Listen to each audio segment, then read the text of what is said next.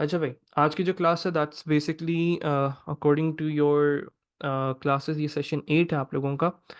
और इसके बाद we will be left with two session, session 9 and session 10, जिसमें अभी हम लोग आगे डिस्कस करेंगे क्या करना है। अभी फिलहाल सेशन 8 के हवाले से अगर हम बात करें तो मैंने तुम लोगों को लास्ट सेशन के अंदर ये सवाल दिखाया था which was related to select. सही है। अब देखो, it's a problem solving related question, तो आई एम नॉट श्योर कि अब मैंने इसको पढ़ा नहीं है इतना डिटेल्ड और इसको सॉल्व करने की कोशिश नहीं की है, और ना मेरे पास इसकी मार्क्स स्कीम है। तो मैं इसको खुद सॉल्व करूंगा तुम लोगों के सामने। पहले मुझे बस रफली बता दो चैट पे किस किस से सॉल्व हो गया। रफली बिल्कुल। सही है, चलो परफेक्ट। अब किस किस से नहीं हुआ?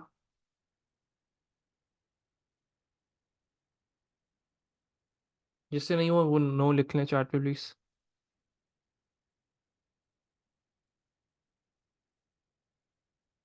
सही है, ठीक है, मैं समझ गया। बस ठीक है। अब देखो, तुम लोगों के सामने ही अटेम्प्ट करूंगा, और जिस तरीके से अगर फॉर एग्जांपल मेरे एग्जाम में ये सवाल आया है तो मैं किस तरीके से इसको अटेम्प्ट करता या इसके बारे में सोचता, मुझे नहीं पता कि शायद अटेम्प्ट हो पाए या नहीं हो पाए, तो ये तुम लोगों के सामने ही होगा जो भी चीज़ होगी। तो इट्स लाइक शायद कर पाऊँ शायद ना कर पाऊँ, तो वो तुम लोगों के सामने ही। अगर नहीं हो पाया तो फिर हम इसकी मैक्सिम को समझ के और वहां से फिर तुम लोगों को एक्सप्लेन करने की कोशिश करेंगे। सही है। लेकिन पहले कोशिश करने के खुद समझ आ जाए, होपफुली। तो जो होगा तुम लोगों के सामने, बस देखो। अब से फोकस किस चीज पे करना है? क्वेश्चन पे किसी का फोकस ना हो। फोकस इस चीज पे करो कि मैं किस तरीके से सॉल्व करूं, तो उस चीज को नोट डाउन करो, उस चीज को समझो, उस चीज को अपने दिमाग में बिठाओ, क्योंकि वही प्रोसीजर को तुम लोगों ने फॉलो करना है। चलो लेट्स सी। वो कह रहे हैं एक प्रोसीजर आप लोगों ने बनाना है सेलेक्ट के नाम से। सही है जनाब। जो कि दो इंटीजर वैल्यूज ले रहा है, टेक्स टू इंटीजर वैल्यूज, दो इंटीजर वैल्यूज लेगा as parameters, representing start and end values. दो पैरामीटर्स ले रहा है भाई, एक स्टार्ट वैल्यू ले रहा है और एक एंड वैल्यूज ले रहा है। अच्छा। दो integer values as parameters representing start and end values where both values are greater than 9, दोनों को greater than 9 होना ज़रूरी है, and the end value is greater than the start value। सही है। तो फॉर एग्जाम्पल अगर वो कह रहे हैं दोनों को 9 से बड़ा होना ज़रूरी है और उनकी जो एंड वैल्यू है वो हमेशा बड़ी होगी स्टार्ट वैल्यू से, तो for example let's just give this a value of 150। तो ये 9 से बड़ी है और स्टार्ट वैल्यू दे देते हैं 110। सही है। ऐसे रैंडमली हमने इसमें वैल्यूज असाइन कर दी ताकि मुझे थोड़ा सा रफली आइडिया हो कि हम किस चीज़ से डील कर रहे हैं। ओके, वे both values are greater than 9 and the end value is greater than the start value. ठीक है। आउटपुट ईच इंटीजर, हर एक एक इंटीजर को आउटपुट करना है आपने between the start and the end value, मतलब इसकी रेंज में जो भी नंबर्स आ रहे हैं 110 से 1111 के बाद से कंटिन्यू 149 तक की बात हो रही है, and the end value, value between the start and the end value, हर एक एक इंटीजर को आउटपुट करना है between the start and the end value, not including the start and the end values. मतलब आपने स्टार्ट और एंड को कंसिडर नहीं करना है, इससे आगे वाली चीज़ों को कंसिडर करना है। ठीक है। Where the sum of the last two digits is 6। वो कह रहे हैं where the sum of the last two digits is 6, for example 142। Okay. क्या कहा इन्होंने? हर एक एक इंटीजर को आउटपुट करना है स्टार्ट और एंड वैल्यूज तक के नंबर्स को, लेकिन स्टार्ट और एंड वैल्यू को इंक्लूड नहीं करना है आप लोगों ने। Where the sum of the last two digits is 6। तो फॉर एग्जाम्पल उन्होंने यहाँ पे दी हुई 142, लास्ट टू डिजिट्स मतलब इन दो की बात हो रही है, इसका सम जो है वो 6 हो। अच्छा, अब देखो रफली मुझे कोड समझ आया, क्वेश्चन समझ आया, जिसमें वही कह रहे थे कि आपने हर एक एक नंबर को ईच बोला है इन्होंने। तो ईच मतलब हर एक एक नंबर पे जाना है और उसके आखिरी वाले दो डिजिट्स को चेक करना है। अगर उसका सम जैसे 133 है, एक और एग्जांपल दिमाग में आ गई 133, तो 133 जो है बिल्कुल इसकी रेंज में लाई करता है, और उसके आखिरी की जो लास्ट टू डिजिट्स हैं उसका जो मेरे पास वैल्यू आ रही है उसको सम करते हैं तो दैट्स ऑल्सो 6, बिल्कुल सही आ रही है ये। और अगर मेरे पास 151 तो हो नहीं सकता। सही है। 124 हो सकता है, तो ये भी मेरे पास एक नंबर ऐसा आ रहा है जिसमें लास्ट टू डिजिट्स जो है उसका सम 6 हो रहा है। ठीक है। अच्छा, मैंने इसके बारे में सोचा कि भाई लास्ट टू डिजिट्स चाहिए होंगे, तो मुझे ये चीज़ समझ आ गई कि हाँ इसमें एक्सट्रैक्शन का तो कॉन्सेप्ट है। सही है, एक्सट्रैक्शन का तो कॉन्सेप्ट इस्तेमाल होगा। अब मुझे हर एक एक नंबर पे जाना है। चलो अब मुझे एक सोचना है इसके बारे में कि मैं किस तरीके से कर सकता हूँ। मतलब अब मैंने थोड़ा सा ब्रेक डाउन करता हूँ इस चीज़ को। फॉर एग्जाम्पल अगर मेरे पास एक नंबर मिलता है मुझे 142, इसको ऑफ कोर्स क्या मैं इंटीजर में एक्सट्रैक्शन कर सकता हूँ, यस और नो? जल्दी सब चैट पे जवाब दें। क्या मैं एक इंटीजर वैल्यू पे एक्सट्रैक्शन कर सकता हूँ? I can not, right, I can not do that. तो मुझे इसको पहले क्या करना पड़ेगा, स्ट्रिंग में कन्वर्ट करना पड़ेगा। ठीक है, मैं समझ आ गई तुम लोगों को, कॉन्सेप्ट यहाँ तक क्लियर है। ठीक है, तो मुझे इसको स्ट्रिंग में कर दिया मैंने। फॉर एग्जाम्पल 142 लिया मैंने। अब हर एक एक नंबर पे जाऊंगा, जैसे 110 है तो उसके बाद 11 से स्टार्ट करूंगा, 12 पे जाऊंगा, 13 पे जाऊंगा, 14 पे जाऊंगा, यही सेम काम बार बार मुझे चेक करना है। सही है। अब किस तरीके से चेक करना होगा कि भाई अगर मुझे लास्ट 2 डिजिट्स चाहिए, तो अगर मैं एक काम करूँ, लास्ट 2 डिजिट्स पहले एक्सट्रैक्ट कर लूँ एक अलग से जगह पे, एक डिफरेंट वेरिएबल में। अब इसमें से मुझे क्या करना है, मुझे इनका सम चेक करना है। तो क्या मैं सम जो है वो स्ट्रिंग के साथ कैलकुलेशन कर सकता हूँ? ये बताओ सब, क्या मैं स्ट्रिंग से कैलकुलेशन कर सकता हूँ? सबका जवाब चाहिए। मैं स्ट्रिंग से भी कैलकुलेशन नहीं कर सकता हूँ। ठीक है। नाउ द थिंग इज, अब मुझे क्या करना पड़ेगा, मुझे 42 से तो कोई ताल्लुक नहीं है, मुझे ताल्लुक है इंडिविजुअल ईच डिजिट से। तो अब मैं ये कर सकता हूँ कि राइट से एक डिजिट एक्सट्रैक्ट कर लूँ, विच विल बी 2। लेफ्ट से एक डिजिट एक्सट्रैक्ट कर लूँ, विच विल बी 4। सही है। जो भी मेरी नई स्ट्रिंग बनी है उसमें से एक एक करके मैंने डिजिट्स को एक्सट्रैक्ट कर लिया। अब इसकी डेटा टाइप चेंज हो सकती है 4 और 2 की, ये बताओ सब चैट पे। Can I change the data type of these values, individual digits की? आई कैन, राइट, मतलब स्ट्रिंग टू नम करके कर सकता हूँ ना? बिल्कुल कर सकते हैं, परफेक्ट हो गया यहाँ तक। चलो, जब मैं स्ट्रिंग टू नम कर दिया, फॉर एग्जाम्पल 4 आ गया और 2 आ गया मेरे पास, इन दोनों की एडिशन करवाई। अगर इनका आंसर 6 आता है तो मैं क्या करूंगा, मेरे पास जो इनिशियल स्ट्रिंग थी ना ये वाली, इसको आउटपुट कर दूंगा। अब ये मुझे हर एक एक के साथ करना है, हर एक एक नंबर को इसी तरीके से टेस्ट करना है, मुझे चेक करना है कि अगर उसका सम जो है वो 6 आ रहा है तो आप उसको प्रिंट कर दो। लेकिन द थिंग इज, अब मुझे ये चीज़ सोचनी है कि मैं इंक्रीमेंट किस तरीके से करवाऊँ। इसके लिए बहुत सारे तरीके हो सकते हैं, जैसे 110 +1, फिर +1, फिर +1, फिर +1। लेकिन क्या मुझे रेंज ऑलरेडी पता है कि मुझे कितनी दफ़ा लूप चलाना है? Do I already know that? क्या मुझे ऑलरेडी मालूम है कि मुझे कितने लूप चलाने हैं? तो क्या इसमें कंडीशनल लूप की कोई ज़रूरत है? You don't need it, right. आप इसमें फॉर लूप इस्तेमाल कर सकते हो। लेकिन क्या मेरा उन्होंने 110 को मुझे ये चीज़ टेस्ट करनी है, यस और नो? क्या मुझे 110 को ये चीज़ टेस्ट करवानी है? सोचो इस चीज़ के बारे में। उन्होंने कहा नॉट इंक्लूडिंग द स्टार्ट। अच्छा, क्या मुझे 150 को टेस्ट करवाना है? नहीं करवाना। तो क्या मैं कह सकता हूँ मेरा जो लूप होगा वो 111 से स्टार्ट होगा 149 तक? Can I say that? क्या मैं ये कह सकता हूँ कि 111 से स्टार्ट करो 149 तक? अच्छा, परफेक्ट हो गया। अभी देखना अब्दुल्ला, अभी देखना। अच्छा, अब अगर मैंने जो पूरी ये जो वर्किंग की है ना, तुम लोगों की अगर वर्किंग इस तरीके से नहीं दिख रही है, तो माजरत के साथ तुम लोग प्रॉब्लम को ब्रेक डाउन नहीं कर पाओगे। तो कभी भी चीज़ों को दिमाग में, हम लोग इतने कोई जीनियस नहीं है, कोई आईक्यू लेवल हम लोग का इतना कोई हाई नहीं है जिससे हम लोग सारी चीज़ों को दिमाग में या बस सिर्फ देख के ही समझ जाएं, अच्छा वाह ये इस तरीके से ख़त्म हो गया कोड। नहीं भाई, ये चीज़ जो है आपको ब्रेक डाउन करनी पड़ती है। जब आप उसको थोड़ा थोड़ा ब्रेक डाउन करते हुए आते हो, उसको देखते हो, विजुलाइज करते हो, तो आप उसको सॉल्व भी कर पाते हो। चलो, एक रफली मेरे पास आइडिया हुआ है मुझे। चलो अब इसको थोड़ा सा कोड स्टार्ट करते हैं।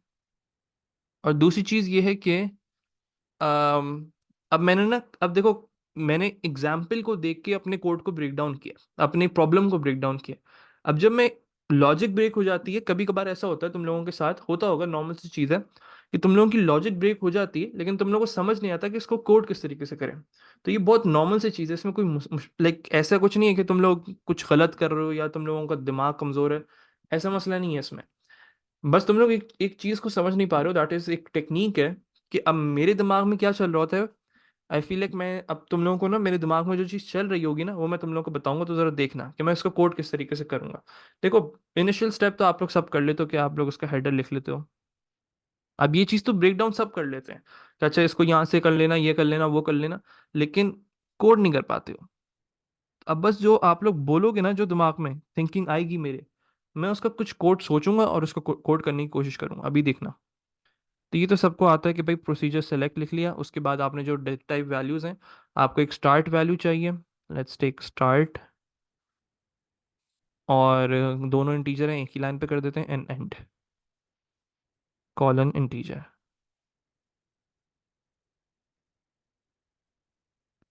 अब्दुल्ला अमीर, बेटा चैट पे एक्टिव हो मेरे साथ। अब्दुल्ला अमीर, जल्दी जल्दी जल्दी जल्दी जल्दी लड़के, ये सो रहा होगा। अब्दुल्ला, अब्दुल्ला, देखा गायब हो गया। कैसे कैसे लोग हैं यार।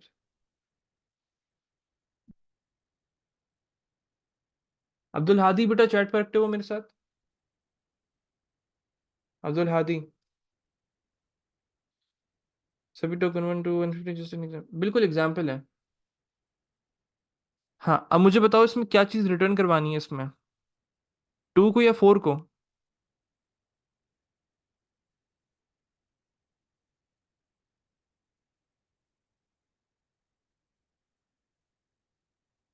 चलो शुक्र है दिमाग चल रहा है इसका।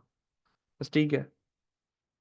वो हमारी मखलूक कहाँ है वो अब्दुल्ला अमीर साहब, अजीब। ये अब सुनेगा मुझसे, सारी बातें उसको सुनानी पड़ेंगी। चलो शुक्र अल्लाह का, प्रोसीजर है भाई, कुछ रिटर्न नहीं करते इसमें। अच्छा अब देखो, ये जो 11 थी और 149 थी ना, ये मैंने एग्जांपल्स देखी थी, एक रैंडम एग्जांपल्स देखी थी। अब देखना, अब सिर्फ फोकस करो तुम लोग कि अब मैंने सब लोगों ने ब्रेक डाउन तो कर लिया, now the main thing is इसका कोड किस तरीके से करोगे।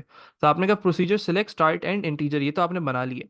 अच्छा अब ना, अब इस चीज को सोच देखो, गौर से सुनो। अब मेरे दिमाग में क्या है, मेरे दिमाग में स्टार्ट और एंड वेरिएबल्स तो हैं, लेकिन मैं दिमाग में अपनी एग्जाम्पल को ही रखा हुआ हूं। सही है। इस चीज को सुनना गौर से, फिर से सुनो। मैंने यहाँ पे जब मैं कोडिंग कर रहा हूँ ना उसकी, तो मेरे दिमाग में स्टार हो गया, my God's, my God's, it is start, my bad.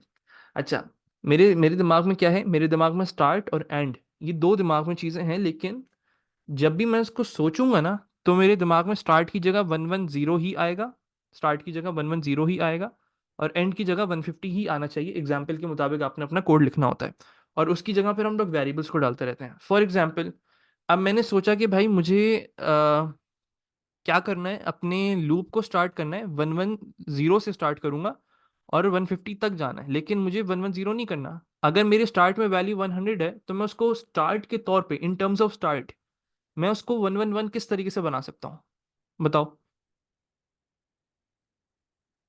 In terms of start बताओ मुझे। अगर मेरे पास, क्योंकि मुझे 111 से स्टार्ट करके 149 तक के नंबर चाहिए ना, तो स्टार्ट प्लस वन कह सकता हूँ मैं, right. Can I say that start plus one. और अगर मैं 2 तक की बात करूं, तो कहने, अगर मेरे पास एंड के दिमाग में मेरे पास 150 है, तो मुझे 149 तक के नंबर चाहिए। तो can I say that in terms of and, and minus one कह सकते हैं उसको। तो अब आप में कोड किस तरीके से करोगे, कोड उस तरीके से ही करना है आपने कि अपनी एग्जाम्पल्स को दिमाग में रखते जाओ, और उससे फिर अपने आंसर को बनाते जाओ। फॉर एग्जाम्पल, मैंने यहाँ पे कुछ लाइन छोड़ी फॉर योर डिक्लेरेशन पर्पस। अब मैंने यहाँ पे कहा, लेट्स सी, फॉर इंडेक्स, या फॉर नंबर बोल देते हैं इसको, फॉर नंबर एरो। अब मुझे ये नंबर में ना वैल्यूज चाहिए, एक एक करके ऑटोमेटिकली इंक्रीमेंट होता रहे।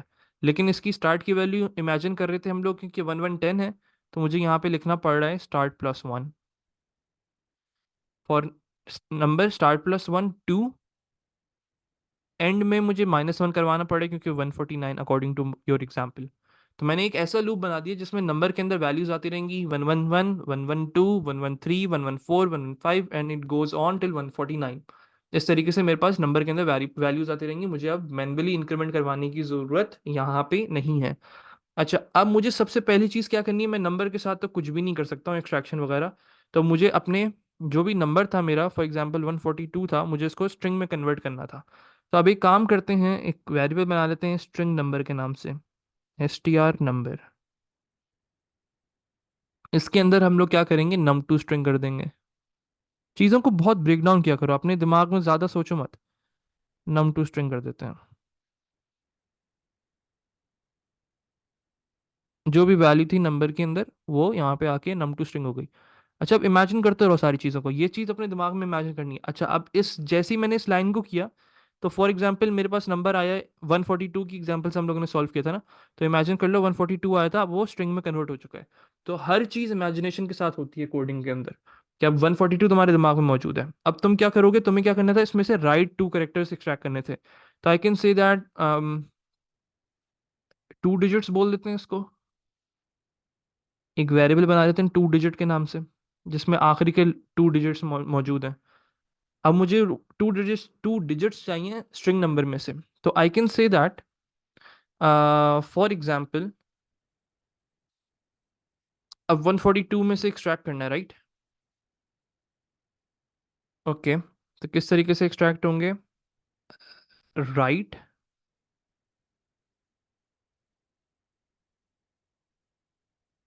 String number, str number, (2). सही है, 2 डिजिट राइट स्ट्रिंग नंबर (2). अब ये कोड करते वक्त ना मेरे दिमाग में एक चीज़ आई थी अभी फिलहाल, वो मैं तुम लोगों को बताता हूँ, ताकि तुम लोग भी इसी तरीके से सोचो। मेरे दिमाग में आया था, अगर भाई नंबर में 2 डिजिट्स हो ही नहीं तो, राइट? अभी एकदम से रैंडमली मेरे दिमाग में आया था इसको करते हुए, राइट को लिखते हुए, इसलिए मेरा पॉज जो मैंने लिया था, पॉज वो इसी वजह से लिया था कि मेरे दिमाग में आया कि अगर उसमें 2 डिजिट्स हो ही नहीं, फॉर एग्जाम्पल अगर कोई 8 हो या 7 हो, तो इसमें तो टू डिजिट्स है ही नहीं। फिर मैंने उसको फौरन से लिंक किया अपने, जब मेरे दिमाग में सवाल आया ना, अब मैंने अपने वापस से क्वेश्चन पे जाके देखा कि उन्होंने बोला था कि every number is greater than 9, तो ग्रेटर देन 9 दैट मीन्स कि 2 डिजिट्स होंगे ही होंगे। सही है। तो फौरन से मैंने अपनी थिंकिंग को लिंक किया अपने क्वेश्चन में, जाके देखा कि इसका आंसर क्या है।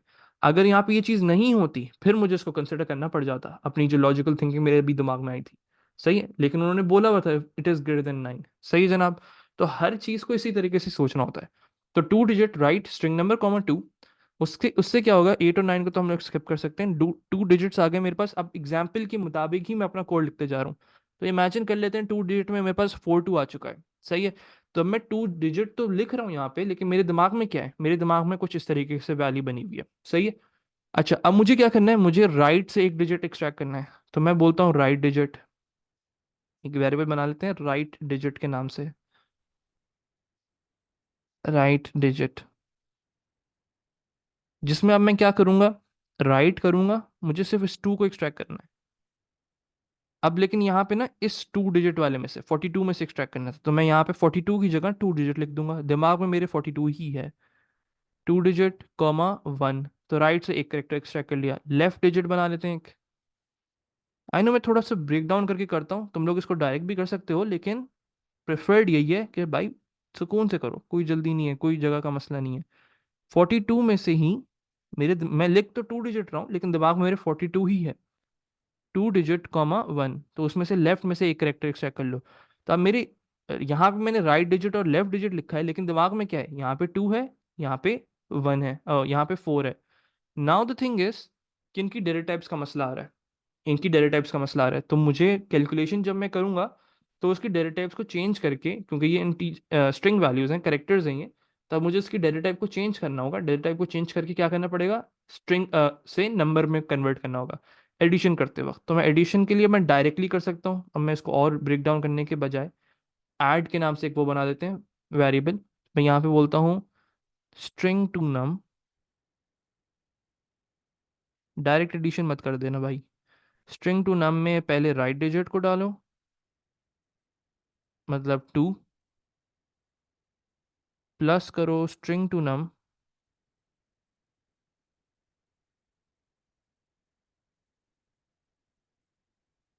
String to num left digit, इन दोनों वैल्यूज को आपस में प्लस करवा दो। अब जो भी आंसर आएगा ना, जो भी आंसर आ रहा है, फॉर एग्जाम्पल अब मेरा ऐड का आंसर आ रहा है, इमेजिन कर लेते हैं यहाँ पे 6 आ रहा है। तो अब मैं यहाँ पे इसकी कंडीशन बनेगी इसकी अब, कि if add equals to 6, then अगर उसका सम 6 है तो what you are suppose to do, you are suppose to output each line. तो लूप के अंदर ही आउटपुट करना होगा। You can do string number कर दो या नंबर कर दो, एक ही चीज़ है। मैं यहाँ पे स्ट्रिंग नंबर कर देता हूँ। तो एक स्ट्रिंग बेस्ड नंबर जब आउटपुट होता जाएगा, आप नंबर भी आउटपुट कर सकते थे, that will work as well. तो output string number, and F, that's it. Next number.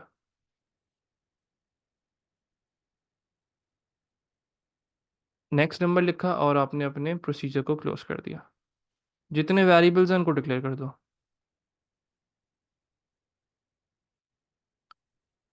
Procedure string number, string 2 digit string, इसको भी स्ट्रिंग कर दो, करेक्टर करने की जरूरत नहीं है, स्ट्रिंग कर दो।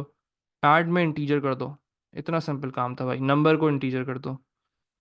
समझे किस तरीके से इसको मैंने ब्रेक डाउन किया? इस चीज को तुम लोगों ने नोटिस किया? ये सुनो, समझ आई सबको?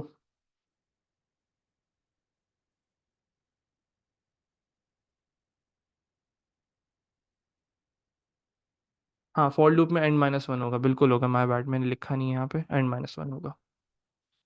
Sir is it a bad practice to create many variables but the code is fine? It's not a bad practice at all. ठीक है।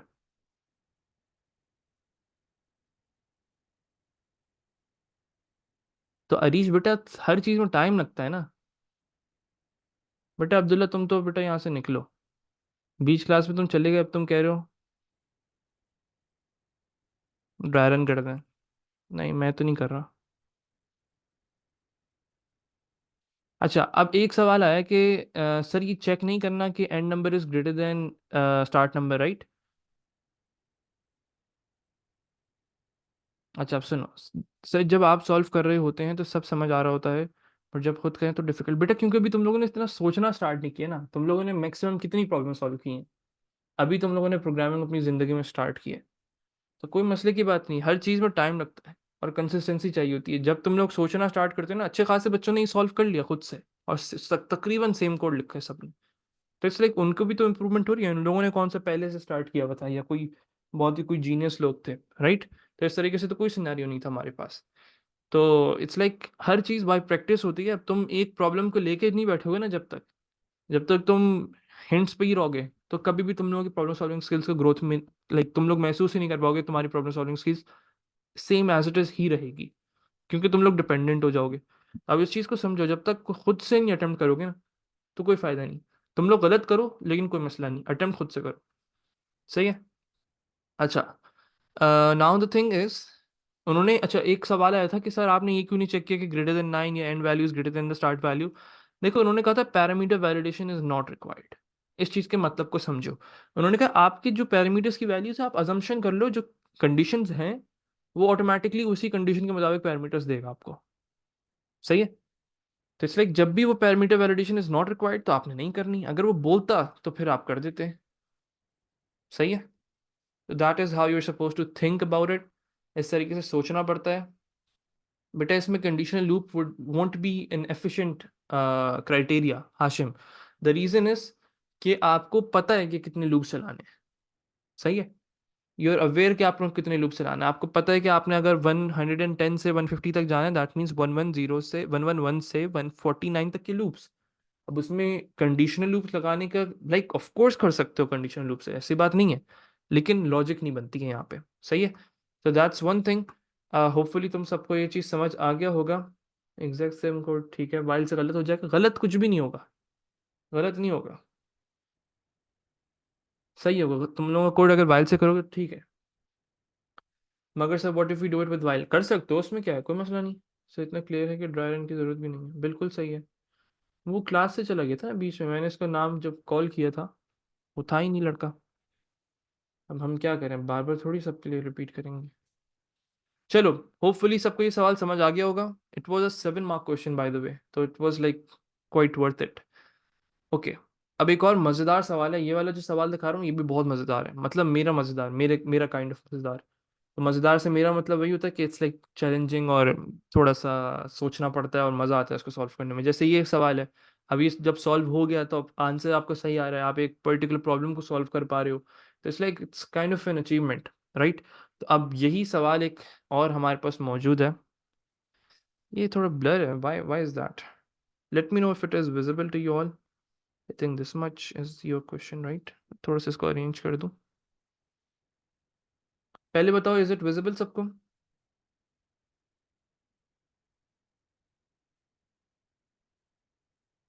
सर अगर सम वेरिएबल बनाकर पहले एक डिजिट की डेटा टाइप चेंज करके ऐड कराएं, फिर नेक्स्ट लाइन पर ऐड कराएं डेटा टाइप चेंज करके।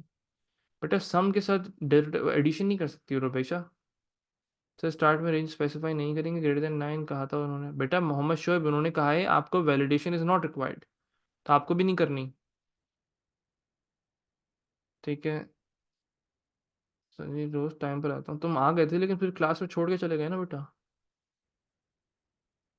सर लास्ट क्वेश्चन में डाउट है। अच्छा पहले मैं एक लास्ट क्वेश्चन का डाउट क्लियर कर दो। Wait wait wait.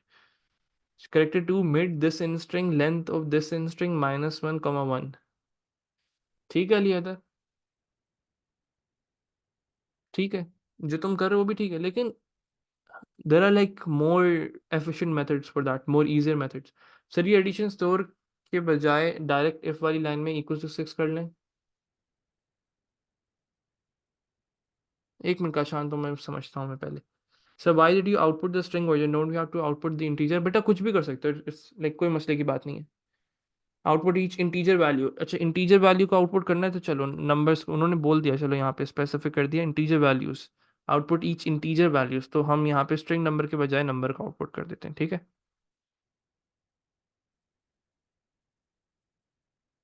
सर, अगर पिछले क्वेश्चन में फुल आए हैं तो इट्स अ गुड साइन। देखो फिर वही वाली बात है, हो सकता है कि ये वाली प्रॉब्लम तुम लोग ब्रेक डाउन कर पा रहे हो। सही है, जरूरी थोड़ी कि तुम हर प्रॉब्लम को ब्रेक डाउन कर पाओ, लेकिन कुछ स्टेप्स हैं जो कि तुम परफॉर्म कर सकते हो टू मैक्सिमाइज योर मार्क्स। सही है, तुम ये नहीं कि खाली छोड़कर आ गए, उसको कोशिश तो करो ब्रेक डाउन करने की। सही है, देखो इसमें है लक फैक्टर है आप लोगों का, ऐसा नहीं है कि इसमें लक नहीं है। क्योंकि देखो कुछ ऐसी प्रॉब्लम्स होती हैं जो कि तुम लोगों के दिमाग में फौरन क्लिक हो जाती हैं, कुछ है नहीं हो पाती भाई। अब हर चीज़ तो नहीं होगी ना, वो तो आईक्यू पे भी डिपेंड करेगा कि तुम लोग किस तरीके से सोचते हो। लेकिन एक चीज़ है कि भाई लक का ये मतलब नहीं है कि अब तुम बगैर पढ़े चले जाओ और जाके बैठ जाओ एग्जाम में। लक के लिए भी आपको उस पर्टिकुलर पोजीशन की तरफ मूव तो करो आप, लाइक अपनी प्रिपरेशन तो पूरी करके जाओ ना। बाकी इंशाल्लाह अल्लाह मालिक है। अच्छा तुम लोगों का एक सवाल था, किसका था ये? काशान, काशान तुम्हारा क्या क्वेश्चन था इससे रिलेटेड?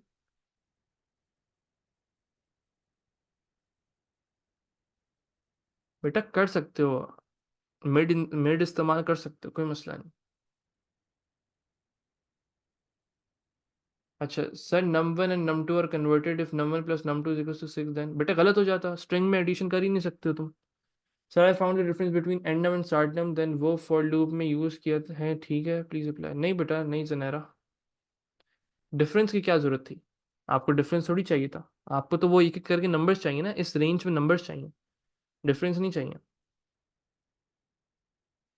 सर सम जैसे करते हैं नॉर्मली वो क्यों नहीं? बेटा सम नॉर्मली तो किया मैंने, लेकिन स्ट्रिंग में नंबरिंग, स्ट्रिंग के अंदर एडिशन परफॉर्म नहीं कर सकता था, तो दैट्स द रीजन मैंने उसकी डेटा टाइप कन्वर्ट की फिर एडिशन की। ठीक है सर, ऐड को इनिशियलाइज तो जीरो क्यों नहीं किया आफ्टर ऑल द स्टेप? बेटा मुझे उसकी पुरानी वैल्यू से कोई ताल्लुक नहीं है, मुझे सिर्फ उसकी नॉर्मल जो भी दो वैल्यूज आएंगी उसको स्टोर करवाना था ऐड में। सर राइट डिजिट 4 हो गई, स्ट्रिंग स्ट्रिंग कर दो बेटा, कोई मसला नहीं। कन्वर्ट क्यों हुई? बेटा आप स्ट्रिंग के अंदर कंकैटिनेशन एडिशन परफॉर्म नहीं कर सकते हो भाई, क्या काशान क्या हो गया तुम्हें? मैथमेटिकल ऑपरेशन एक स्ट्रिंग वैल्यूज के साथ परफॉर्म नहीं हो सकते। जैसे एक इंटीजर जो है उस पे स्ट्रिंग वाले जितने भी प्रोसेसेस हैं, जैसे कंकैटिनेशन है, वो आप एक इंटीजर के साथ नहीं कर सकते, उसके लिए आपको इंटीजर को स्ट्रिंग कन्वर्ट करना पड़ता है। यहाँ पे जितने भी मैथमेटिकल ऑपरेशंस हैं उसके लिए स्ट्रिंग से नंबर में कन्वर्ट करना पड़ता है, मतलब इंटीजर में। सही है sir, instead of making two digit a separate variable can, बेटा ऑफ कोर्स आइजा, बहुत कॉमन सेंस वाली बात है, आप कर सकते हो, लेकिन I still prefer it this way क्योंकि बहुत क्लियर हो जाता है इससे। सर सम जैसे करते ना, ये हो गया सर, अब अगला करवा देगा आगे। Sir instead of making a add variable I made two different variables for num. बेटा 7 से तो कंपेयर करना ही नहीं था महादी, 6 से करना था। और नम राइट प्लस नम लेफ्ट उसको नंबर में कन्वर्ट करके किए तो फिर ठीक है, अगर उसको इंटीजर को स्ट्रिंग को इंटीजर में कन्वर्ट किया था तो ठीक है। Sir I am still quite confused on the range you made for loop, if we are subtracting in end and adding in start, how does it make difference? अच्छा रिया बताता हूँ तुम्हें। अब्दुल्ला अमीर अब तुम देख लेना यहाँ पे।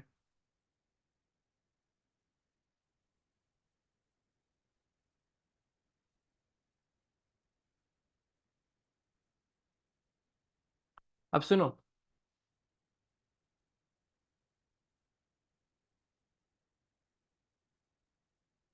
अच्छा देखो, चैट पे मुझे कोई भी नहीं चाहिए। कोई और चैट पे ना आए मेरे साथ अभी फिलहाल। आई नीड अरिया। अरिया बेटा चैट पर आओ। कोई और चैट पे मैसेज ना करे भाई। अरिया चैट पर आओ। हाँ चलो। अब बताओ, स्टार्ट में हम लोग एक नंबर ले रहे हैं 110, एंड में हम लोग नंबर ले रहे हैं 150। ठीक है। चलो अब मुझे नंबर्स किस तरीके से प्रिंट करवाने हैं, मुझे 111 को चेक करना है, 112 को चेक करना है, एंड सो ऑन टिल 149 तक चेक करना है। ऐसे ही है, ये सुनो। बिल्कुल करना ही है। क्या इसमें प्लस प्लस वन का इंक्रीमेंट हो रहा है? यस या नो? ठीक है। चलो अब यहाँ पे देखो, जब हमने कहा स्टार्ट प्लस वन का मतलब क्या है? स्टार्ट प्लस वन की वैल्यू क्या आ रही है? यस, 110 प्लस वन करो, आंसर क्या आ रहा है? 111 आ रहा है। चलो ये आ गया 111। ठीक है, और एंड माइनस वन करो, आंसर क्या आ रहा है? एंड माइनस वन करो, 150 माइनस वन करो, हाँ आंसर क्या आ रहा है? 149। तो अब इसका मतलब क्या है, नंबर के अंदर जो पहला लूप चलेगा तो उसकी नंबर की वैल्यू होगी 111। जैसे होता है ना 1 to 10, तो नंबर की वैल्यू जो भी होती थी वो 1 होती थी, फिर 2, फिर 3, फिर 4, प्लस वन का ऑटोमेटिक इंक्रीमेंट होता था। यस या नो? जैसे हम करते थे ना, for count equals to 1 to 10, तो 1, फिर 2, फिर 3, फिर 4, फिर वो 10 तक जाता था। हमने कह दिया 111 से स्टार्ट करना, तो नंबर की पहली वैल्यू होगी 111। हमने कहा इसको नंबर, क्या ये इंटीजर वैल्यू है? यस या नो? अरे हाँ, क्या ये इंटीजर वैल्यू है? बिल्कुल है। तो क्या तुम इसके अंदर एक्सट्रैक्शन परफॉर्म कर सकोगी? 111 में एक्सट्रैक्शन कर सकते हैं इंटीजर वाले नंबर में? एक्सट्रैक्शन मतलब इसके नहीं कर सकते, तो मुझे इसको क्या करना पड़ा, स्ट्रिंग में कन्वर्ट करना पड़ा। किस तरीके से? Num to string 111।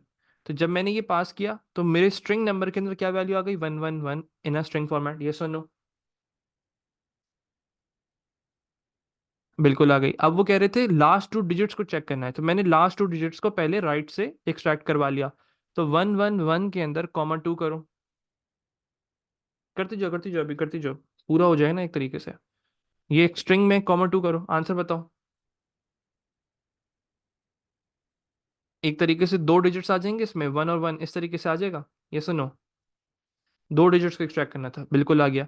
अब हमने इसका सम देखना है इन दो डिजिट्स का, तो पहले आप राइट डिजिट को एक्सट्रैक्ट कर लो।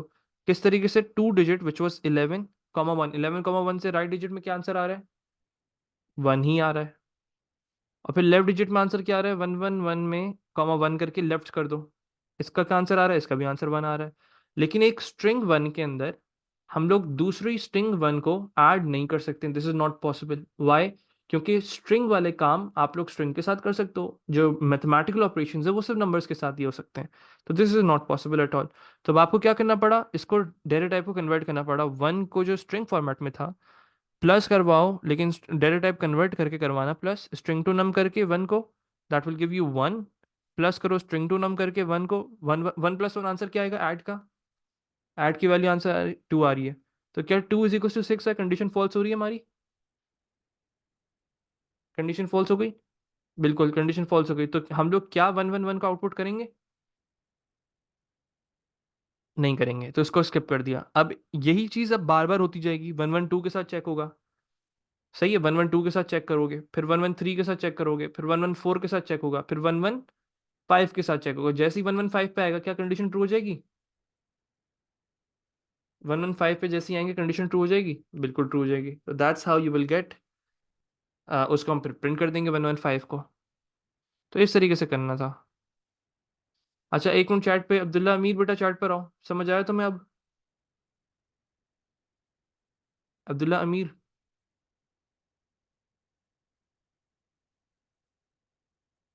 चलो शुक्र अल्लाह का। Let me erase this and let's move on towards a new question now.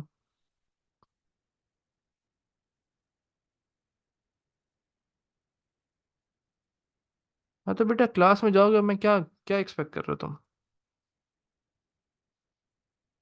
पूरे 10 मिनट तक तुम्हारे नाम में कॉल करता रहूँ? Sum is equal to sum plus string to num left digit. सम हिंदुस्तान की पुरानी, ठीक है, ये भी ठीक है रुबैशा। सही है, ये भी ठीक है। लेकिन इसमें सम की पुरानी वैल्यू होनी चाहिए कहीं। चलो स्टार्ट करो। अब्दुल्ला, मुझे इसका सोल्यूशन चाहिए तुमसे। अब्दुल्ला अमीर।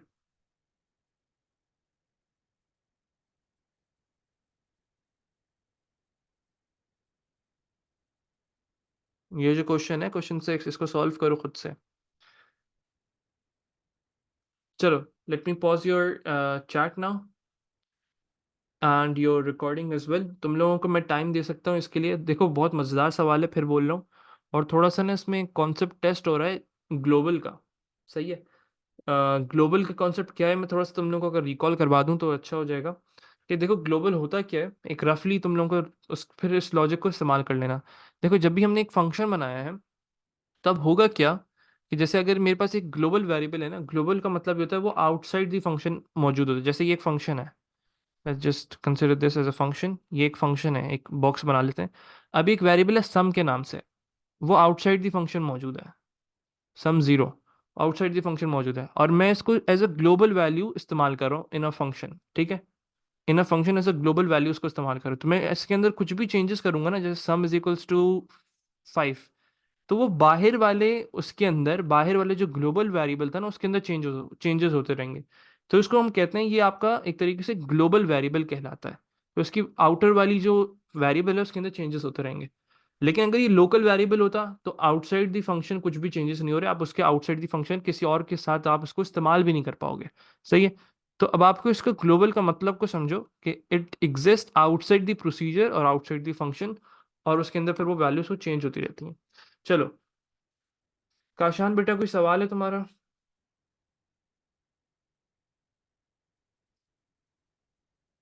काशान, ग्लोबल समझा दूं फिर से? अब सुन लो।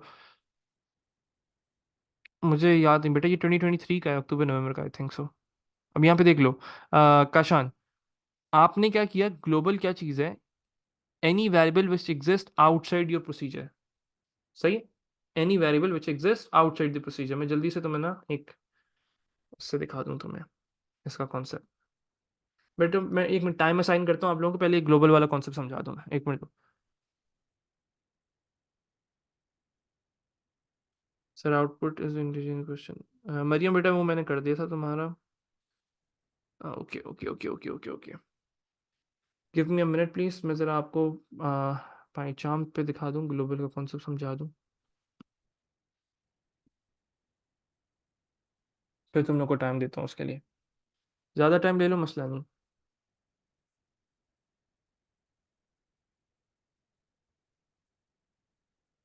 अच्छा देखो, there is a variable which is sum zero. ये पाइथन है, इसके सिंटेक्स से कंफ्यूज मत होना। पहले बता रहा हूँ, सिंटेक्स से कंफ्यूज मत होना। बस सिर्फ इसके कॉन्सेप्ट को समझो, जो ग्लोबल का कॉन्सेप्ट है। तो अब मैं एक फंक्शन बनाता हूँ, एक प्रोसीजर, ये फंक्शन बना लेते हैं, इसका नाम रखते हैं चेंज के नाम से। सही है। इसके अंदर हम एक पैरामीटर्स नहीं लेते, सिर्फ ऐसी प्रोसीजर बना रहा हूँ। अब मैंने कहा सम इज इक्वल्स टू 5। अभी मैंने इसको ग्लोबल नहीं लिया हुआ। ठीक है, ग्लोबल नहीं लिया हुआ मतलब उसको आउटसाइड द फंक्शन उसको चेंज नहीं कर पा रहा हूँ। अब मुझे अगर इसको ग्लोबल लेना है, तो मैं क्या बोलूंगा, ग्लोबल सम। अब हम बात करें जो आउटसाइड द प्रोसीजर जो चीज मौजूद है, उसके अंदर चेंजेस करवाओ। Sum is equals to 10। ठीक है। अब जब मैं चेंज को कॉल करूंगा ना, तो अब होगा क्या, इस चीज को समझना। अब मैंने जैसे चेंज को कॉल किया ना, तो आउटसाइड द प्रोसीजर जो चीज थी ना, आउटसाइड जो फंक्शन मौजूद था, जो ग्लोबल मौजूद था, उसके अंदर ऑटोमेटिकली चेंजेस हो जाएंगे। लेट्स टू प्रिंट सम। ये देखना, यहाँ पे भी मेरे पास वैल्यू आ रही है 10। लेकिन अगर मैं इसको ग्लोबल नहीं लेता हूँ, इसको कंसिडर करता हूँ कि ये ग्लोबल नहीं है मेरे पास, ऐसी रैंडम नम के नाम से बना लेते हैं, 10 कर लेते हैं कुछ, और इसको ग्लोबल नहीं लेते हैं, और वो ग्लोबल नहीं है मौजूद, तो इन दैट सिनेरियो उसकी वैल्यू चेंज नहीं होगी हमारे आउटसाइड द प्रोसीजर। सही है। अगर इवन इसका मैं नाम भी सेम रख लूँ ना, इवन देन उसकी वैल्यू चेंज नहीं होगी। क्यों चेंज नहीं हो रही? क्योंकि मैंने उसको ग्लोबल कंसिडर नहीं किया हुआ, उसको बताया हुआ नहीं कि ये ग्लोबल है। तो that's the concept behind it. सही है। चलो, अब तुम लोगों को टाइम दे रहा हूँ मैं, अराउंड समझ लो, तुम लोगों को मैं टाइम दे सकता हूँ, इसके लिए ले लो 15 to 20 मिनट्स ले लो। सही है, मैं 15 मिनट्स पे चेक करूंगा तुम लोगों का कि लाइक कितनी और तुम लोगों को टाइम चाहिए या नहीं चाहिए इसके लिए। तो आप खुद कोशिश करो, इसके बारे में स्टडी करो इसको खुद से। जिस तरीके से मैंने भी ब्रेक डाउन किया उसी तरीके से ब्रेक डाउन करना। लाइक ऊपर वाले सवाल की जो कॉन्सेप्ट्स थे जिस तरीके से हम ब्रेक डाउन करते हैं उसको इस्तेमाल करो। सो इट्स अराउंड 5:58, अराउंड 6, तो 6:15 तक का टाइम है तुम लोगों के पास। बाकी फिर मैं 5 मिनट 2-3 मिनट ऊपर देख लूंगा उसको बाद में, ठीक है। ओके जी, let me mute myself and pause the recording as well. तो जो रिकॉर्डिंग से देख रहे हैं वो खुद अटेम्प्ट करेंगे, फिर उसके बाद रिकॉर्डिंग को प्ले कर लेना। सही है।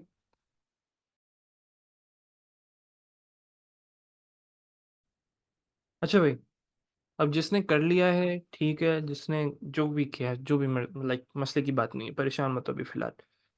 अ, अब ज़रा इस चीज़ को ना ब्रेक डाउन करते हैं, मुझे भी नहीं पता क्या है इसमें। ज़रा इसको समझने की कोशिश करते हैं। What is it that they are asking, let's सी।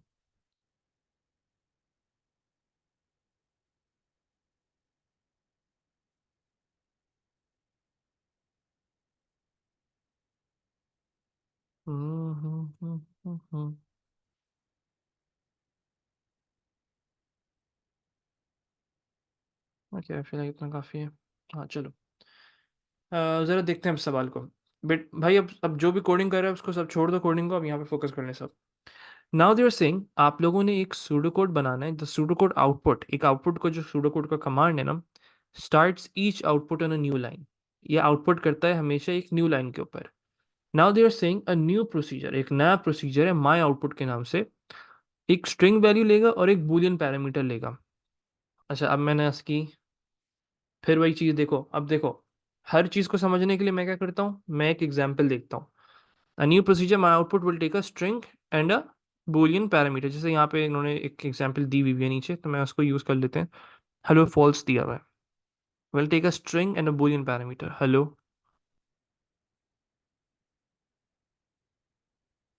और boolean में उन्होंने दिया हुआ है false.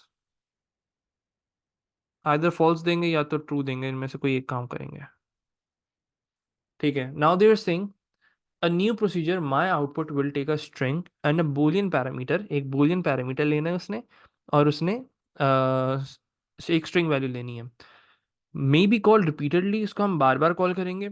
And will use concatenation, concatenation का कॉन्सेप्ट इसमें यूज होना है। To build a string using a global variable my string. Global variable my string मतलब मैंने इमेजिन कर लिया कि आउटसाइड फंक्शन एक माई स्ट्रिंग के नाम से मेरे पास कुछ वेरिएबल मौजूद है। It could be empty, it उसके अंदर कोई चीज़ हो सकती है, एम्प्टी हो सकती है या कोई वैल्यू हो सकती है, कुछ भी हो सकता है इसके अंदर माई स्ट्रिंग। लेकिन इसमें ना एक चीज़ है, up to a maximum length of 255 characters. मतलब आप जो कंकैटिनेशन कर सकते हो ना, उसकी जो नंबर ऑफ कैरेक्टर्स हैं तो वो 255 होने चाहिए। अच्छा, अब मैंने इस चीज़ को पढ़ा ना, लेंथ ऑफ 255 कैरेक्टर्स, तो तुम लोगों के दिमाग में क्या चीज़ आई सिर्फ इस लेंथ ऑफ कैरेक्टर को? क्या तुम लोगों के दिमाग में लेंथ का फंक्शन आ रहा है, येस या नो? पहले ये बताओ, सबके दिमाग में ये चीज़ आनी चाहिए फौरन। क्या चीज़ क्लिक करनी चाहिए? लेंथ ऑफ 255 कैरेक्टर्स मतलब जो मेरी अभी फिलहाल स्ट्रिंग की वैल्यू है, लाइक माई स्ट्रिंग में जो भी कैरेक्टर्स हैं और जो हेलो है, अगर इन दोनों को ऐड अप करते हैं तो उसको हम लोगों ने एक तरीके से चेक करना है। अगर if it is greater then 25 character तो बस मुझे उसका आउटपुट कर देना है। सही है, चलो एक रफली चीज समझी है मैंने। आगे देखते हैं। My string will be output, जो भी माई स्ट्रिंग की वैल्यू होगी will be output in either of these two cases. दो केसेस हैं जिसमें आप लोगों की माई स्ट्रिंग की वैल्यू आउटपुट होगी, और वो कौन कौन सी हैं भाई? हमारे पास वो कह रहा है the Boolean parameter value is true. अगर वो ट्रू कर देता तो माई स्ट्रिंग की वैल्यू को हम लोगों ने आउटपुट कर देना है। बस अगर वो ट्रू है तो आउटपुट कर देंगे माई स्ट्रिंग को, और फिर उसके बाद माई स्ट्रिंग को एम्प्टी कर देंगे। एम्प्टी क्यों कर देंगे? ताकि फिर जब नया आउटपुट स्टार्ट हो, माई आउटपुट स्टार्ट हो, तो वापस से कंकैटिनेशन स्टार्ट हो जाए। मैं इसको रफली इमेजिन करता हूँ कि भाई मेरे पास ताहा एक माई स्ट्रिंग के अंदर मौजूद था ऑलरेडी। सही है, मैंने कहा हेलो फॉल्स, हेलो फॉल्स कहा तो हेलो फॉल्स में क्या हो गया? चलो अपनी एग्जाम्पल जो नीचे उन्होंने एग्जाम्पल दी हुई है ना उससे मैं लिंक करने की कोशिश करता हूँ इस चीज़ को। मैंने कहा माई string will be output in either of these two cases. दो केसेस में वो आउटपुट होगा, एक है Boolean parameter value is true, दूसरा है भाई the resulting string after concatenation would be longer than 255 characters. चलो, जो उसकी रिजल्टिंग स्ट्रिंग है ना, रिजल्टिंग रिजल्टिंग का मतलब कंकैटिनेशन के बाद, आफ्टर कंकैटिनेशन, ठीक है, उसकी जो लेंथ आ रही है अगर वो 255 से बड़ी है तो हम लोग क्या करेंगे, एक तरीके से उसको आउटपुट कर देंगे। ठीक है, नेक्स्ट देयर सेइंग, अब यहाँ पे वो क्या कह रहे हैं आप लोगों को, if my string is not output, अगर माई स्ट्रिंग आउटपुट नहीं हुई है, ये कौन सा सिनेरियो हो सकता है, my string is not output, इस चीज़ को मैं सोच रहा हूँ बैठ के, माई string not output, my string not output होगा अगर वो फॉल्स हो और उसकी वैल्यू जो है वो लेस देन 255 करेक्टर्स हो। इन दीज टू सिनेरियोज उसकी वैल्यू जो आउटपुट नहीं होगी। ठीक है, सिर्फ कंकैटिनेशन होती रहेगी। Okay, next they are saying if it is not output the string is concatenated with my string. ठीक है, ये चीज समझ आ गई मुझे, अगर वो आउटपुट नहीं हो रही है तो वो कंकैटिनेट हो रही है। For example the calls to my output given below would result in the output as shown. अच्छा, अब ये चीज बहुत इंपॉर्टेंट है, ये चीज बहुत इंपॉर्टेंट है। They're saying my output hello false, अभी फिलहाल माई स्ट्रिंग की वैल्यू इज एम्प्टी, कुछ भी नहीं है माई स्ट्रिंग के अंदर मेरे पास, it is empty outside the function, ये चीज जो है आउटसाइड द प्रोसीजर मौजूद है। They are saying my output hello false, तो माई आउटपुट हेलो फॉल्स का मतलब है क्या, अभी अगर हम हेलो प्लस इसकी लेंथ और इसकी लेंथ जो एम्प्टी स्ट्रिंग वैल्यू, इन दोनों की लेंथ को प्लस करें, is it greater than 255, yes और नो, ये बताओ सब, इज इट ग्रेटर देन 255, क्या इसकी वैल्यू ग्रेटर देन 255 है, नहीं है। चलो हम क्या करेंगे, कंकैटिनेट कर देंगे इसको माई स्ट्रिंग के साथ, तो माई स्ट्रिंग के अंदर क्या वैल्यू आ गई है, it's hello now, my string के अंदर वैल्यू मेरे पास हेलो आ गई। अभी से मैं एग्जामिनर को समझने की कोशिश कर रहा हूँ क्यों हेलो आ गई। अब देखो, if my string is not output, output नहीं हो रही है, then the string is concatenated with my string. सही है, अगर उसकी वैल्यू ग्रेटर देन 255 नहीं है तो आप पहले कंकैटिनेट करोगे, राइट, उसको कंकैटिनेशन करना है, माई स्ट्रिंग के साथ जोड़ते जाओ। अच्छा, नाउ दे आर सेइंग, अब आप लोगों से क्या कह रहा है वो, हेलो, फिर आपने फॉल्स डाला, फॉल्स का मतलब है आपने चेक किया, is it false, if it is false इसका मतलब है कि आपने प्रिंट उसको नहीं करना है, आउटपुट नहीं करना है। ठीक है, ये चीज़ समझ आ गई मुझे। अब मैं आया दूसरी लाइन पे, उसने कहा माई आउटपुट, अभी फिलहाल माई स्ट्रिंग के अंदर वैल्यू हेलो है, सही है, वो रहेगी क्योंकि ये आउटसाइड द फंक्शन चेंजेस हुए हैं। चलो अब मैंने सेकंड लाइन पर आया, मैंने कहा my output ginger false, ginger false का मतलब क्या है भाई, जिंजर फॉल्स का मतलब ये है कि आप लोग एक काम करो, पहले इसकी लेंथ को चेक करो, hello, length of hello plus length of ginger, is it greater than 255, अगर ये ग्रेटर देन 255 होती तो क्या करते हैं हम लोग, पहले बताओ, is it greater than, yes और नो, माई स्ट्रिंग की लेंथ और अभी जो हमने न्यू स्ट्रिंग थी मेरे पास, इन दोनों की length it is not greater than 255, right, तो हम क्या करेंगे, इस जिंजर को हेलो के साथ कंकैटिनेट कर देंगे। सही है, इस जिंजर को हेलो के साथ कंकैटिनेट कर देंगे, तो यहाँ पे आपने हेलो को जिंजर के साथ कंकैटिनेट कर दिया, तो ये भी फिलहाल हेलो जिंजर बन चुका है हमारे पास। ठीक है जनाब। अच्छा, अब हम नीचे आके फिर से चेक किया, क्या मेरे पास जो ये फ्लैग था, क्या ये मेरे पास फ्लैग ट्रू है, नहीं है भाई, फ्लैग ट्रू तो अभी आउटपुट नहीं करना, इसको हेलो जिंजर ही रहने दो। फिर तीसरी दफा उसने कहा माय आउटपुट, माय आउटपुट को क्या कह रहा है, देखो हमारी एग्जाम्पल के मुताबिक कैट जो कंकैटिनेट हो रही है, इसका ये मतलब नहीं कि फौरन प्रिंट कर दो, पहले कंकैटिनेट करना है फिर प्रिंट करना है। ठीक है, पहले चेक करो हेलो की लेंथ, हेलो जिंजर की length, length of this plus length of cat, सही है, इज इट ग्रेटर देन 255, अभी भी नहीं है भाई ये चीज, तो अभी आउटपुट नहीं करना, कंकैटिनेट कर दो। तो कंकैटिनेट किस तरीके से करेंगे, हेलो जिंजर कैट, इस तरीके से बन गया वो। अच्छा, जब वो हेलो जिंजर कैट बन गया मेरे पास एग्जाम्पल के मुताबिक, तो अब आके फिर मैंने नीचे आके चेक किया, क्या मेरा फ्लैग ट्रू है, इज माई फ्लैग ट्रू, मेरा फ्लैग ट्रू था भाई। जब वो ट्रू है तो आप इसको स्ट्रिंग को आउटपुट कर दो, माई स्ट्रिंग को आपने आउटपुट कर दिया, आउटपुट माई स्ट्रिंग।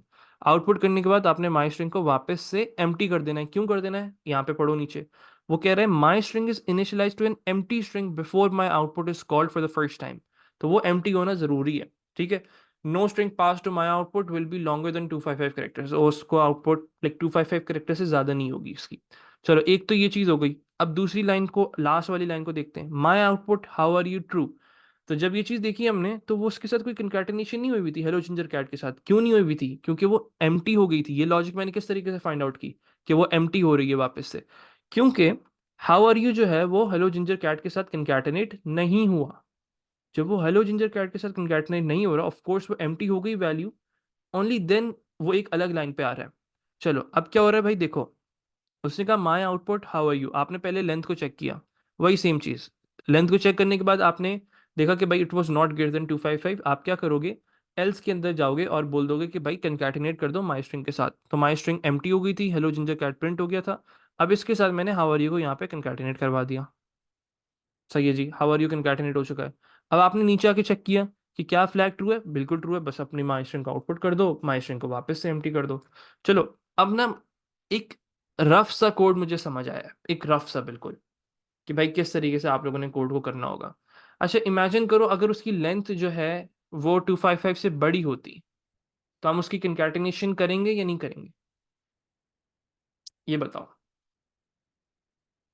अगर वो 255 से बड़ी हो गई है तो मुझे कंकैटिनेशन करनी है? नहीं करनी ना, पहले मैं लेंथ करूंगा। फॉर एग्जाम्पल सपोज करो उसकी कंडीशन ट्रू जाती है, 255 से वो बड़ी हो जाती है, ठीक है। अगर वो 255 से बड़ी हो जाती है तो फिर मुझे क्या करना होगा, मैं अपनी जो भी स्ट्रिंग थी, जो पुरानी स्ट्रिंग थी, जैसे हाउ आर यू था, उसको आउटपुट कर दो।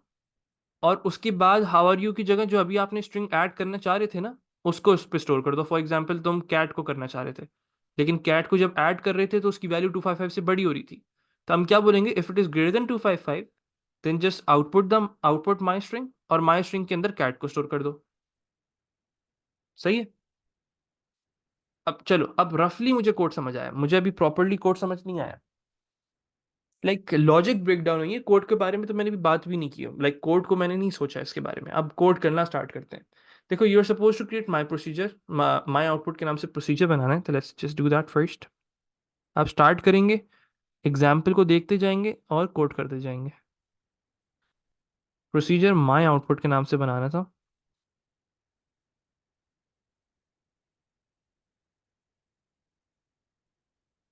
जिसके अंदर आपने एक स्ट्रिंग वैल्यू लेनी है, I can say that new string लेनी है एक, जो जोड़नी है आपने। This is new string colon string, comma, I can say that flag colon boolean.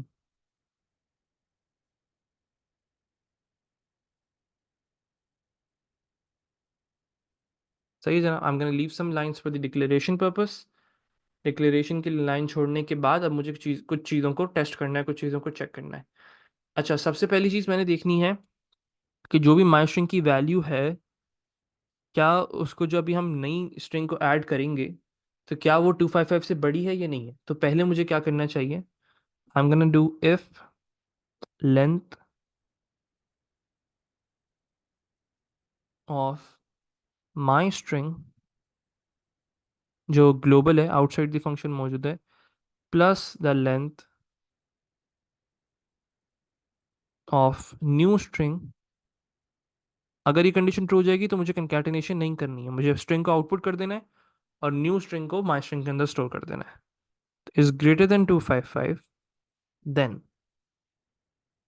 What you are suppose to do, you are just suppose to output. अब imagine करते जाओ, my string के अंदर आपने for example hello ginger cat मौजूद था, उसमें आपने कोई नई चीज़ डाली, उसके बाद आपने उसको आउटपुट कर दिया, एग्जैक्टली आउटपुट माई स्ट्रिंग। और ये न्यू स्ट्रिंग कहाँ चली जाएगी, न्यू स्ट्रिंग चली जाएगी आपकी माई स्ट्रिंग के अंदर। माई स्ट्रिंग की वैल्यू अब एम्प्टी से हम लोगों ने न्यू स्ट्रिंग असाइन कर दिया उसमें। इस चीज़ को समझ लो पहले मेरे साथ। इमेजिन करो मेरे पास माई स्ट्रिंग के अंदर एक वैल्यू थी माई स्ट्रिंग, इसके अंदर कोई एक ऐसी वैल्यू थी जो जिसकी लेंथ जो है, फॉर एग्जाम्पल सपोज करते हैं ए बी सी। सही है, ए बी सी इसके अंदर मौजूद है, लेकिन इसकी जो लेंथ कंसिडर कर लेते हैं, अजम्पशन कर लेते हैं कि इसकी लेंथ हो गई है फॉर एग्जाम्पल 254। सही है, इसकी लेंथ है 254। इमेजिन कर लो सिर्फ कि ये 254 कैरेक्टर्स के ऊपर है। तो मैंने कहा कि if length of my string which is 254 plus length of new string, मैं न्यू स्ट्रिंग के अंदर कैट डालना चाह रहा हूँ इसके अंदर। तो जब मैंने कैट डाला तो इसकी लेंथ आई 3, तो 254 प्लस 3 करेंगे, आंसर क्या आएगा मेरे पास, जल्दी से बताइए। 254 + 3 257 आ रहा है। क्या ये कंडीशन ट्रू हो रही है? It is greater than 255। अगर इनकी लेंथ 255 से बड़ी हो रही है तो क्या मैं कंकैटिनेट कर सकता हूँ कैट को और एबीसी को? क्या मैं कंकैटिनेट कर सकता हूँ? I can not concatenate. तो मैं क्या करूंगा, आउटपुट कर दो माई स्ट्रिंग को। तो माई स्ट्रिंग के अंदर आउटपुट क्या दिखाएगा मुझे? एबीसी। एबीसी दिखाएगा, यस या नो? एबीसी दिखाएगा। और माई स्ट्रिंग के अंदर क्या वैल्यू आ जाएगी? माई स्ट्रिंग के अंदर वैल्यू आ जाएगी कैट। ये काम किया अभी तक हम लोगों ने, ठीक है। चलो, जब ये काम हो चुका है, अब इमेजिन करते हैं कि ये कंडीशन हमारी फॉल्स हो जाती है, हर एग्जाम्पल के मुताबिक अपने कोड लिखने। तो ये कंडीशन अगर फॉल्स हो जाती है, if it is not greater than 255, else वाली कंडीशन। एल्स के अंदर अब आपने क्या करना है कि अगर वो फॉल्स नहीं होती है तो आपने पहले कंकैटिनेट कर दो उसको चुपचाप। तो कंकैटिनेट किस तरीके से करते हैं? माई स्ट्रिंग के अंदर स्टोर करो माई स्ट्रिंग की पुरानी value, concatenated with the new string. Concatenation के लिए we have a symbol ampersand with a new string value which will be somewhat like this. इसके अंदर न्यू स्ट्रिंग को जोड़ दो। जब आप ये जोड़ देंगे, उसके बाद आप लोगों ने क्या करना होगा, आप सोचना है। अच्छा, जब आपने ये चीज़ जोड़ दी है, अब इसके बाद मुझे क्या चेक करना है कि क्या वो आपका जो फ्लैग था वो ट्रू है या नहीं है। तो ये इसी एल्स के अंदर ही चीज़ चेक करनी है आप लोगों ने। अगर आपका फ्लैग ट्रू है तो इसको स्ट्रिंग को आउटपुट कर दो, अगर नहीं है तो बस फिर से दूसरी चीज को कंकैटिनेशन करते जाना, कंकैटिनेशन करते जाना। तो ये एल्स के अंदर ही एक और कंडीशन चेक करनी है आप लोगों ने। इफ फ्लैग जो यूजर ने पैरामीटर के तौर पे दिया है, अगर वो एक तरीके से ट्रू है, अगर वो ट्रू है, then what you are suppose to do, you are basically suppose to output my string. For example, hello ginger out, hello आया, जिंजर आया, फॉल्स था, कंकैटिनेट होते गए, वो हेलो और जिंजर आपस में कंकैटिनेट होते गए। जैसे ही कैट आया, वो कंकैटिनेट तो हुआ पहले, कंकैटिनेट होने के बाद उसने चेक किया, अगर ट्रू है तो आउटपुट कर दिया हेलो जिंजर कैट को। तो आउटपुट माई स्ट्रिंग। इमेजिन करते जाओ, सारी चीज़ इमेजिनेशन पे। अच्छा, जब आउटपुट कर देंगे तो हमें क्या करना पड़ेगा, उसको वापस से एम्प्टी करना पड़ेगा भाई, ताकि फिर दूसरी चीज़ों को स्टोर कर सकें, कंकैटिनेशन करवा सकें। ये आपने क्लोज कर दी एफ को, ये क्लोज की, बाहर वाली इफ को क्लोज किया आपने। तो ये आपका एक तरीके से कोड तैयार हो गया। Let me just close the procedure as well, and procedure. तो this is how you are suppose to get 7 marks. Declaration कर देना इसकी। तो सुकून से देख लो अब कोड को पहले। चलो, खुद समझो। अब तुम लोगों को टाइम दे रहा हूँ 2 मिनट। 2 मिनट तक इसकी अपनी अंडरस्टैंडिंग खुद बनाओ।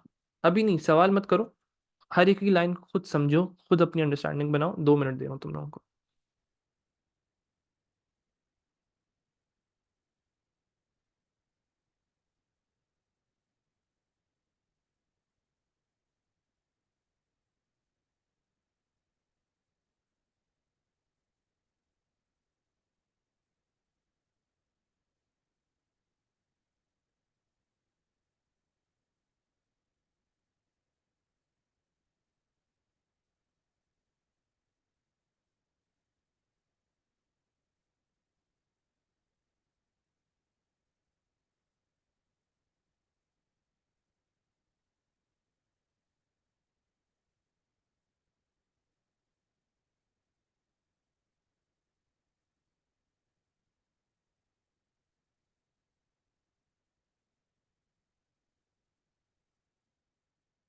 हर एक चीज़ को ड्राई रन करो, उसको अपनी अंडरस्टैंडिंग बिल्डअप करो।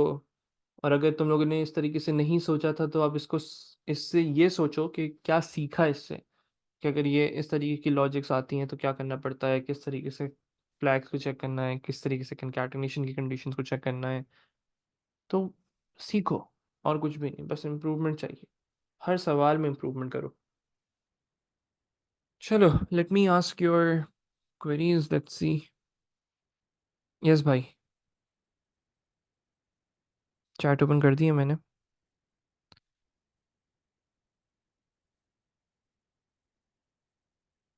अच्छा अब्दुल्ला,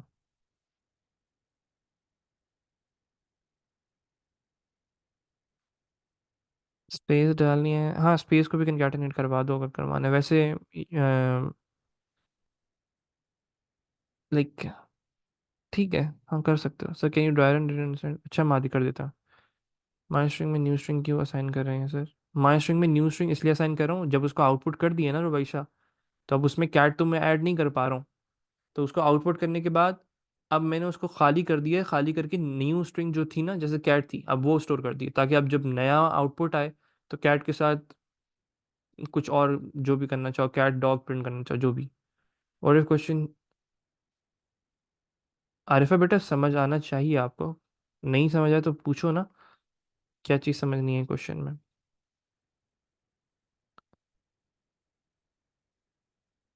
अब्दुल्ला फ्लैग को ना, फिर तुम इस सिनेरियो में कंकैटिनेशन नहीं करोगे, फ्लैग बिल्कुल एंड में टेस्ट होगा। स्पेस के साथ करो, स्पेस के बगैर करो, कोई मसला नहीं है अभी फिलहाल। सर मोहम्मद इब्राहिम P4 में क्या होगा बेटा? करेंगे अभी बताता हूँ। अच्छा, न्यू स्ट्रिंग को माई स्ट्रिंग में क्यों किया? ठीक है, मैं एक सारे क्वेश्चन एक साथ पढ़ लूँ तुम लोगों के, फिर तुम लोगों को मैं एक साथ जवाब देता हूँ। कितने मार्क्स मिल जाते हैं इस पे? बेटा 7 मार्क्स का question, I just understand length पर। बेटा 6 मार्क्स तो मिल जाते हैं तुम अगर इस तरीके से कर रहे हो। सर माई स्ट्रिंग में न्यू स्ट्रिंग की वैल्यू कौन क्यों स्टोर की? ठीक है, यही सवाल आ गया sir. I don't know if my code is correct but I used while loop conditions where while flag execute। बेटा बार while इसमें ऐसा क्या चीज़ थी जो कि आपको बार बार करना था? कुछ भी ऐसा नहीं था जो बार बार करना है, तो no loops were required. Sir is it bad that I am still not being press on this? ऐसा कोई मसला नहीं, इम्प्रूव करो बेटा। तुम क्योंकि प्रैक्टिस नहीं कर रही हो। अगर तुम इस तरीके से सवाल कर रही हो इसका ये मतलब है कि तुम प्रैक्टिस नहीं कर रही हो, मतलब जो सवाल हम करवा चुका हूँ मैं तुम लोगों को, तुम लोगों ने उसको फिर से सॉल्व नहीं किए हुए आयजा तुमने। Sir my string globally empty string से इनिशियलाइज नहीं थी? बिल्कुल थी, इनिशियलाइज्ड है वो एम्प्टी, आपने उसी के मुताबिक हमने सॉल्व किया। I created a flag my self, नहीं बेटा उन्होंने पैरामीटर के तौर पे देना था उसको। सो अगर एंड इफ के बाद we use another if statement, nested if ना करें, नेस्टेड इफ ना करें।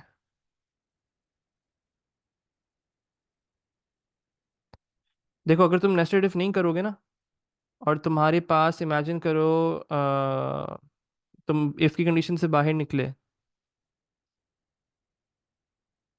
तो ये होगा, क्या होगा? जो माई स्ट्रिंग की बिल्कुल सही है, तुम ठीक है, वो हो सकता है, कोई मसला नहीं है, मैं सही है। सो आपने अंदर वाली इफ कंडीशन की एल्स कंडीशन में कुछ नहीं लिखा, like what if flag is false. तो बेटा कुछ भी नहीं होगा, कंकैटिनेशन हो चुकी है, अब दूसरे उस पे चले जाएंगे। यहाँ पे देखो ना, अगर हेलो हेलो के फ्लैग फॉल्स था तो आपने कुछ भी नहीं करना, कुछ आउटपुट नहीं हुआ। यहाँ पे देखो कुछ भी आउटपुट नहीं हुआ। फिर जिंजर आया, जिंजर कंकैटिनेट हुआ, सिर्फ कुछ भी नहीं किया है एल्स में, फॉल्स था तो कुछ भी नहीं करना। कैट आया, कंकैटिनेट किया, फिर उसको प्रिंट कर दिया क्योंकि ट्रू आ चुका था। सही है। Sir when do we declare a constant? जब जरूरत हो उसकी। Sir but where did it say in the question that if greater than 255 we have to assign new string to out string? बेटा मादी एग्जाम्पल से समझना ये चीज। माई स्ट्रिंग के अंदर न्यू स्ट्रिंग समझा दें, ओके सर समझ आ गया ऑलमोस्ट। अच्छा अब सुन लो, महादी तुम्हारा सवाल है कि सर, बाकी सबका भी यही क्वेश्चन है कि सर आपको ये किस तरीके से समझ आया कि ये माई स्ट्रिंग के अंदर न्यू स्ट्रिंग वाली वैल्यू को असाइन करना है? ठीक है, देखो अब मैंने इसको एग्जाम्पल से देखा कि भाई अगर मेरे पास माई स्ट्रिंग के अंदर वैल्यू थी, ऐसी कोई चीज़ थी जो कि 255 कैरेक्टर्स से ज़्यादा या 254 कैरेक्टर्स की थी, ठीक है, इसको इस तरीके से समझ लेते हैं। बेटा मुझे कोई चैट पे नहीं चाहिए, महादी बेटा चैट पर आ जाओ 1 मिनट मेरे साथ। कोई और चैट पे ना है अभी फिलहाल, महादी चैट पर आ जाओ। चल अब सुनो, अभी फिलहाल माई स्ट्रिंग के कितने कैरेक्टर्स हैं उसके अंदर जो वैल्यू मौजूद है? How many characters does it have? 254, ठीक है। अब मैं एक और कैरेक्टर, एक न्यू स्ट्रिंग मैंने कहा माई आउटपुट कैट, और फ्लैग में मैंने कर दिया फॉल्स। सही है, फ्लैग फॉल्स है उसका, और मैंने कैट को कॉल किया। चलो आप पहले सबसे पहली चीज चेक करो, if length my string plus length new string. सही है, if length my string plus length new string, इसका मतलब क्या है? Length 254 plus 3। आंसर बताओ क्या आ रहा है मादी? 257 आ रहा है। 257 is greater than 255। It is right. तो अब हम क्या करेंगे, माई स्ट्रिंग के अंदर स्टोर कर दो न्यू स्ट्रिंग की वैल्यू, सॉरी आउटपुट कर दो माई स्ट्रिंग को। क्यों? क्योंकि अब आप क्या कैरेट इसके अंदर जोड़ सकते हो ये बताओ? क्या तुम एबीसी के अंदर कैट को जोड़ सकते हो? नहीं कर सकते, तो आप अपनी माई स्ट्रिंग को आउटपुट कर दोगे। तो अभी फिलहाल मेरे पास कुछ इस तरीके का एबीसी इस तरीके से आउटपुट आ चुका है लाइन के अंदर। सही है। अब आपका ये कैट कहाँ जाएगा? अब ये सोचो इसके बारे में। अब मैंने इसके बारे में सोचा कि ये मेरा कैट कहाँ जाएगा। तो कैट जो है वो वापस से माई स्ट्रिंग के अंदर स्टोर कर देंगे। क्यों स्टोर कर रहा हूँ मैं इसको? अब ये एबीसी हट जाएगा यहाँ पे, इसकी जगह मैंने कैट को डाल दिया। कैट को क्यों डाल दिया? ताकि अब वो फिर से कंकैटिनेशन वाली साइकिल जो है वो फिर से स्टार्ट हो जाए। समझ आई? अब इमेजिन करो कैट आ गया है, अब उसके बाद उसने कहा हेलो। सही है, उसने अब कहा हेलो। अब फिर से ये चीज चेक करो। Length of my string was 3, 3 plus hello, तो दैट्स 2 2 4 5। तो 5 + 3 करो, आंसर बताओ। 8, राइट? तो 8 is greater than 255? It is not. Else में जाओ, कंकैटिनेट कर दो। कैट और हेलो आपस में कंकैटिनेट हो जाएंगे। सही है। कैट और हेलो आपस में कंकैटिनेट हो गए। उसके बाद क्या कह रहा है? चेक करो क्या फ्लैग फॉल्स है। बिल्कुल फ्लैग फॉल्स है, तो हम लोग इसको आउटपुट नहीं करेंगे, माई स्ट्रिंग को एम्प्टी भी नहीं करेंगे। अब कैट और हेलो रहेगा। फिर उसके बाद इमेजिन करो मैंने यहाँ पे डाल न्यू। सही, एक न्यू डाला लेकिन उसका फ्लैग ट्रू कर दिया। न्यू डाला और फिर फ्लैग को ट्रू कर दिया। अब आगे फिर कंडीशन चेक करो। 1 2 3 4 5 6 7 8। 8 + 3, आंसर बताओ। 11। Is 11 greater than 255? It is not. नीचे जाओ, उसको कंकैटिनेट कर दो। कैंट कैट हेलो न्यू, इस तरीके से हो गया, स्ट्रिंग बन गई। अब इसी के साथ चेक करो क्या फ्लैग ट्रू है तुम्हारा? बिल्कुल है। तो आउटपुट कर दो माई स्ट्रिंग को, तो आउटपुट हो गया कैट हेलो न्यू। आउटपुट करने के बाद क्या कर दो, उसको वापस से एम्प्टी कर दो, ताकि अब फिर से ये साइकिल कंटिन्यू हो जाए। समझे? सो माई स्ट्रिंग तो आउटपुट ही तब होगी जब 255 से बड़ी होगी 254। अब ये बेटा क्योंकि लेंथ ऐड हो गई ना रमशा। जब दोनों की ऐड लेंथ करेंगे, बेसिकली लेंथ को जब हमने ऐड कर दिया ना, तो उससे मुझे पता चल रहा है कि अब जब इसको मैं ऐड करूंगा तो वो 255 से बढ़ जाएगी। तो आप उसको आउटपुट कर दो पहले, ताकि वो खाली हो, फिर उसमें नई वैल्यू को कंकैटिनेट कर दो। समझ आई रमशा? तो if there is any value which is getting 255, तो वो आउटपुट नहीं होगी। 255 से कम ही रहनी चाहिए दोनों की लेंथ। कोई भी ऐसा आउटपुट नहीं होना चाहिए जिसकी लेंथ 255 से ज्यादा हो। सही है सर। For knowing number of characters in string won't we use char function? नहीं बेटा नहीं। चार फंक्शन डिफरेंट होता है, लेंथ फाइंड आउट करते हैं सर, क्योंकि क्वेश्चन में लिखा है कि at the start of the procedure my string empty होगी, इसलिए इनिशियलाइज कर रहे हैं। हाँ बिल्कुल, इसीलिए रुबाइशा जब उसको खाली कर देंगे ना आउटपुट करने के बाद, तो एम्प्टी कर देंगे। जिसको समझ आ गया वो बिल्कुल जा सकते हैं। Late me pause recording now.